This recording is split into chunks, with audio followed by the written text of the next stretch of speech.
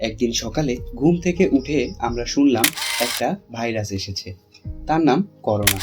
প্রথমে মনে হলো এটি বুঝি শুধু আরেকটা অসুখ, কিন্তু ধীরে ধীরে এই ভাইরাস আমাদের ঘর, রাস্তা, সমাজ, দেশ, এমনকি মনের ভিতরেও ঢুকে গেল।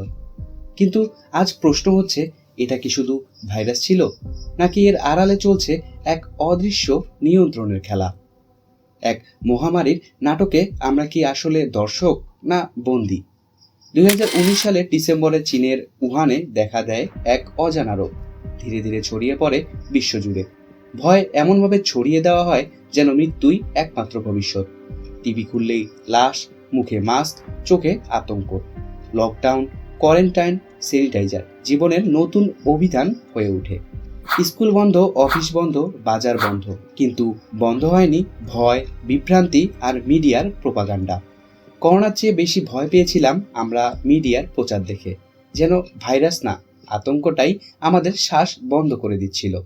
এখন প্রশ্ন হচ্ছে, কিভাবে এই ভাইরাসকে একটি বিশ্ব আতঙ্ক বানানো হলো? উত্তর একটাই, পশ্চিমা media. CNN, BBC, Fox news, একটার পর একটা রিপোর্ট, যাতে তথ্যের সঙ্গে আতঙ্ক মিশিয়ে পরিবেশন করা হয়। আজ 5,000 মৃত্যু, লাশের ট্রাক, ভয়াবহ ভবিষ্যৎ। এই স্ক্ল্যাক লাইনগুলো ছিল শুধু রেটিং বাড়ানোর জন্য নয়, বরং মানুষের উপর মানসিক নিয়ন্ত্রণ কায়েম করার একটা কৌশল। তারা এমন এক অবস্থা তৈরি করলো যেখানে মানুষ নিজের মায়ের মুখ দেখতেও ভয় পায়। কেউ হাঁচি দিলে মানুষ তার দিক থেকে সরে যেত। এটা কি শুধুই স্বাস্থ্যবিধি, নাকি মানুষের মধ্যে মানুষকে আলাদা করার এক সফল পরীক্ষা? করোনার নামে ছড়ানো হলো হাজার গুজব।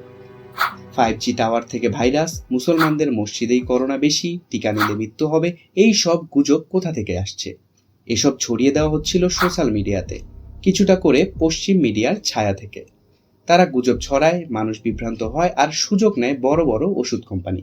ভ্যাকসিন জরুরি, বুস্টার লাগবে, প্রতি বছর টিকা নাও। এই সব সিদ্ধান্ত কি শুধু বিজ্ঞান বলেছে, নাকি বাণিজ্যিক স্বার্থে বিজ্ঞানকে ব্যবহার করা হয়েছে?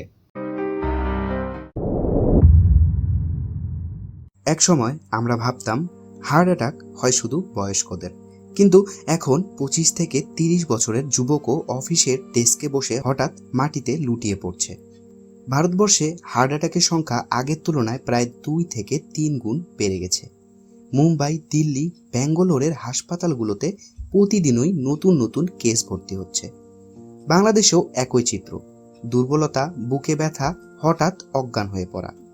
এ যেন এক অদৃশ্য স্রোত, যা ধীরে ধীরে গ্রাস করছে আমাদের স্বাভাবিক জীবন। অনেকেই প্রশ্ন তুলছেন, এই অস্বাভাবিক মৃত্যু কি করোনার ভ্যাকসিনের কারণে? বিশ্বজুড়ে লক্ষ লক্ষ মানুষের শরীরে দেওয়া হয়েছে এই ভ্যাকসিন। WHO এবং অনেক সরকারি প্রতিষ্ঠান বলছে ভ্যাকসিনের উপকারিতা ক্ষতির চেয়ে অনেক বেশি। তবুও বিশেষজ্ঞরা স্বীকার করেছেন মায়োকার্ডাইটিস বা ব্ল্যাক কোটের মতো বিরল সাইড ইফেক্ট কিছু মানুষের শরীরে দেখা গেছে। ভারতের কিছু গবেষণায় দেখা গেছে টিকা নেওয়ার পর অল্প কিছু ক্ষেত্রে হৃদযন্ত্রণা প্রদাহ হয়েছিল, যদিও হার্ট অ্যাটাকের সরাসরি সম্পর্ক এখনও প্রমাণিত নয়। তথ্য প্রমাণ সংগ্রহ এখনও চলছে। তাহলে কি শুধু ভ্যাকসিনই দায়ী, না এই রহস্যের আরেকটি ভয়ঙ্কর দিক আছে? অতিরিক্ত মানসিক চাপ, অনিয়ন্ত্রিত খাদ্যাভ্যাস, রাত জাগা এবং করোনা সংক্রমণ নিজেই রক্তে ক্লোট তৈরি করে।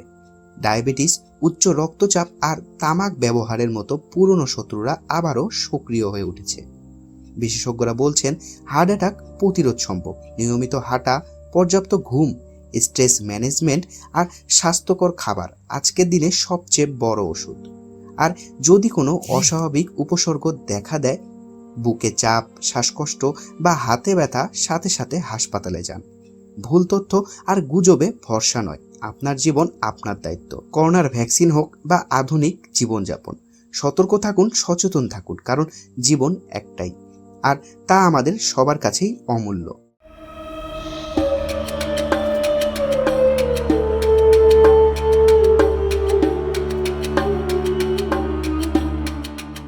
ভাবুন তো, সব দেশে একসাথে স্কুল বন্ধ হয়, বাজার বন্ধ হয়, কাজ বন্ধ হয়। এত মিল কে তৈরি করলো? এটা কি একটা ভাইরাসের কাজ, নাকি কেউ পরিকল্পনা করে এক বিশ্ব ব্যবস্থা তৈরি করলো যেখানে আমরা সবাই শুধু আজ্ঞাবহ? বাংলাদেশেও যখন করোনা আসে, আমরা এক অভূতপূর্ব বাস্তবতার মুখোমুখি হই। রাস্তাঘাট ফাঁকা, দোকানপাট বন্ধ, হাসপাতালগুলো আতঙ্কে গিজগিজ করছে। কিন্তু এই আতঙ্কের মধ্যে ছিল অদৃঢ়বোধ ব্যবস্থা। কেউ চিকিৎসা পাচ্ছে, কেউ চিকিৎসা পাচ্ছে না, আবার কেউ হাসপাতালে ভর্তি হয়েও সেলফি তুলছে। বলা হয় হাসপাতালে জায়গা নেই, কিন্তু অনেক জায়গা দেখা গেল বেড খালি পড়ে আছে। বলা হয় অক্সিজেন শেষ, কিন্তু ব্যবসায়ীরা রাতারাতি কোটি টাকার সিলিন্ডার বেচে দিচ্ছে। মিডিয়া তখন ব্যস্ত শুধু গুণে, আজ 20 জন মৃত, কাল 50, কিন্তু কেউ জানলো না যারা সুস্থ হলো তারা কিভাবে ফিরল। গুজব তখন চারদিকে।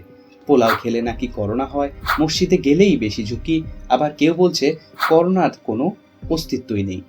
সরকার আর মিডিয়া একে অপরকে দোষারোপে ব্যস্ত ছিল, আর সাধারণ মানুষ তারা দাঁড়িয়েছিল দীর্ঘ লাইনে, চিকিৎসা না বরং টিকিট, খাবার আর বেঁচে থাকার জন্য। এরপর এলো টিকা। বলা হয় এটি মুক্তির একমাত্র পথ। মানুষ অপেক্ষা করলো, বিশ্বাস করলো, কিন্তু কিছু প্রশ্ন আসলো। একটা টিকা এত তাড়াতাড়ি কিভাবে এলো? সবাইকে বাধ্য করে দেওয়া হচ্ছে না কেন? কেউ টিকা নিচ্ছে না, তবুও সুস্থ থাকে, তা কেন? এসব প্রশ্নের জবাব কেউ দেয়নি, বরং যারা প্রশ্ন করেছে তাদের ভুয়া ষড়যন্ত্রবাদী বলেই চুপ করে দেওয়া হয়েছে। অথচ আজও দেখা যাচ্ছে টিকা নিয়েও মানুষ আক্রান্ত হচ্ছে, মৃত্যু হচ্ছে। বিশ্বের বড় বড় ফার্মাসিউটিক্যাল কোম্পানিগুলো করোনার সময় শুধু ওষুধ নয়, তৈরি করেছে ইতিহাসে সবচেয়ে বড় মুনাফা। কোটি কোটি ডোজ টিকা, মাস্ক, পিপিই সবকিছুর বাজার দাঁড়িয়ে গেল ট্রিলিয়ন ডলার ইন্ডাস্ট্রিতে। এই ব্যবসার মাঝে হারিয়ে গেল ছোট মানুষ, যার এক প্যাকেট ওষুধ কিনতে গিয়ে নিজের শেষ টাকাটা খরচ করছে। আর মিডিয়া, তারা কখনোই এসব নিয়ে কথা বলেনি, কারণ যারা বিজ্ঞাপন দেয় মিডিয়া তার পক্ষেই কথা বলে। তাহলে সত্য কি? আমরা শুধুই এক মহামারী দেখছি, নাকি দেখছি এক ভয় ভিত্তিক ব্যবসা? এক আন্তর্জাতিক পরীক্ষাগারে নিজেকে হারিয়ে ফেলা জাতি, যার গলায় লকডাউনের দড়ি আর হাতে টিকার চাবুক। করোনা চলে গেছে এই কথা বলা হলেও এর ছায়া এখনো আমাদের জীবনের প্রতিটি কোণায় লেগে আছে। আমরা এখন বেশি চুপচাপ, বেশি সংশয়। মানুষ মানুষকে ভয় পায়। আত্মীয়তা আর ভালোবাসার জায়গায় এসেছে দূরত্ব, সন্দেহ। কিছু জিনিস আর আগের মতো নেই। শিক্ষা, স্বাস্থ্য, সমাজ সবকিছুতেই এসেছে এক অদৃশ্য পরিবর্তন। প্রশ্ন হলো, এই পরিবর্তন কি প্রকৃতির, নাকি কারো পরিকল্পিত আয়োজন? গুজব ছিল করোনার নেপথ্য ভাইরাস। এটি ছড়িয়েছে মানুষের চিন্তা, আত্মবিশ্বাস আর পরস্পরের বিশ্বাসকে গ্রাস করে। আমরা যে কোনো কিছু শুনলেই বিশ্বাস করতে শিখেছি, যাচাই না করেই। আর যারা প্রশ্ন করেছে তারা হয়েছে একঘরে। অথচ একমাত্র প্রশ্নই পারে মানুষকে মানুষ করে তুলতে। মুসলমানদের বলা হলো মসজিদে গেলে করোনা বেশি ছড়ায়, কিন্তু নাইট ক্লাব, মদ, সুপার শপ খোলা ছিল। আমরা মুখ বুঝে মেনে নিয়েছি। অথচ মুসলমান মানেই তো প্রতিদিন 5 বার পরিপাটি থাকা, উজু করা, পরিচ্ছন্ন থাকা। করোনায় মৃত্যু ভয় এসে আমাদের ইমানের জোরও পরীক্ষা করেছে। আমরা কি আল্লাহর উপর ভরসা করছি, নাকি মিডিয়ার মুখপাত্র হয়ে গিয়েছি? করোনা আমাদের শিক্ষা দিয়েছে, যে যুগ তথ্য বেশি, সেই যুগ সত্য পাওয়া সবচেয়ে কঠিন। মিডিয়া এক হাতেই আপনার বিশ্বাস তৈরি করে দিতে পারে, আবার ভেঙেও দিতে পারে। তাই আজ আমাদের দায়িত্ব সবকিছু নিজের বিবেক নিয়ে যাচাই করা। কারণ যারা প্রশ্ন করে না তারা শুধু ভেড়ার পাল হয়ে বাঁচে, কিন্তু যারা প্রশ্ন তোলে তারা পথ দেখায় নতুন আলো। হ্যাঁ, করোনা ছিল, কিন্তু এর ছায়া ছিল ভয়, গুজব এবং নিয়ন্ত্রণের কৌশল। আমাদের বেঁচে থাকার লড়াইটা ছিল শুধু ভাইরাসের সঙ্গে না, বরং নিজেকে মানুষ রাখার সঙ্গে। আবারও শোনা যাচ্ছে করোনা এসেছে। সত্যি কি এসেছে, নাকি ফিরিয়ে আনা হয়েছে কোনো স্বার্থ হাসিলের হাতিয়ার হিসাবে?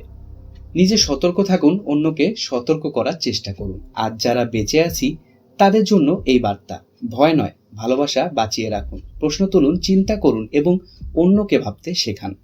মিডিয়ার সব কথা সত্য নয়, আর সব টিকা মুক্তির পথ নয়। সব নিয়ম মানবতার হয়ে আসে না। আসুন আমরা যেন আর কোনোদিন এমনভাবে না ভেঙে পড়ি, যেন আর কোনোদিন ভাইরাস আমাদের আত্মাকে বন্দি করতে না পারে। আর যেন প্রতিবার মনে রাখি, মরণ আসবেই, কিন্তু ভীতু হয়ে বাঁচা মরার চেয়েও ভয়ঙ্কর। ভিডিওটি ভালো লাগলে অবশ্যই ভিডিওটি লাইক করুন, বন্ধুদের কাছে ভিডিওটি শেয়ার করুন, আর এরকম তথ্য জানতে আমাদের চ্যানেলটি সাবস্ক্রাইব করুন। ধন্যবাদ।